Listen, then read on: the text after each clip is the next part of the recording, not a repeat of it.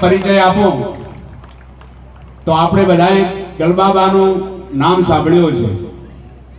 અત્યારે જે આપણા ગામમાં દૂધ અને એમના પૌત્રી રેખાબેન અહીંયા પધાર્યા છે. ચાળવા ગામ ત્રિવેદી પરિવાર વતી બેન આપનું ખૂબ હાર્દિક સ્વાગત કરું છું. આપને વિનંતી કરું કે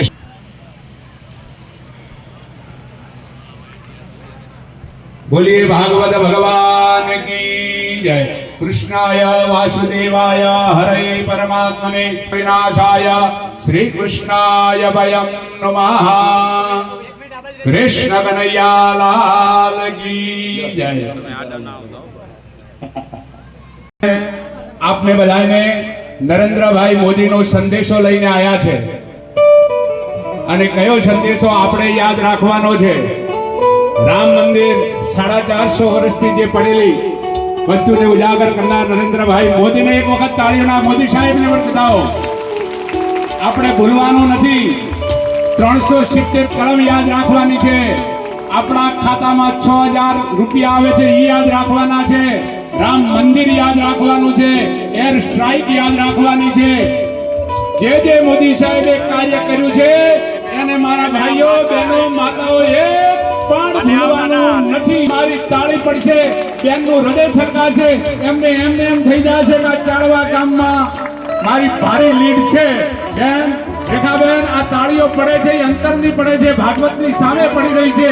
આ તમારી લીડ છે એમ સમજી લેજો.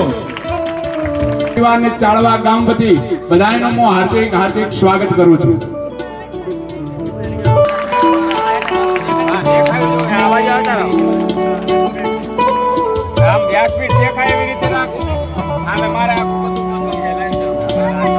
તાળીઓ ચાલુ રહેવી જોઈએ. તાળીઓ ચાલુ રહેવી જોઈએ. બેનનું સ્વાગત થઈ ગયું છે. અત્યારે એજ્યુકેશનની જરૂર છે. આ વ્યાસપીઠ દેખાય એવું રખાવો. બાપુ દેખાતા નથી. હા,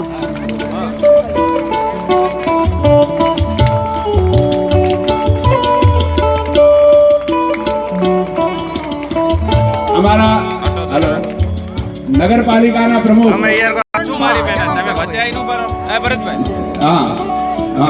એક સાલ લાવજો. જાનકીબેન ઓઝા નગરપાલિકા પ્રમુખને વિનંતી કરું કે અહીંયા વધારે ખરાબ નગરપાલિકા પ્રમુખ શ્રી જાનકીબેન ઓઝા રેખાબેન નું સ્વાગત કરે છે. તાળીઓના ગણનારથી વધાવજો.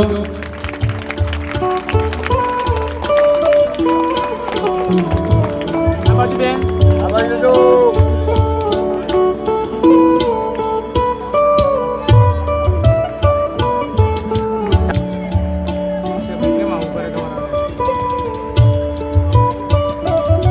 ભાઈ જે છે ઈ તો ચાલો હા, બેન. હવે બહેનો નીચે આવી જાઓ જય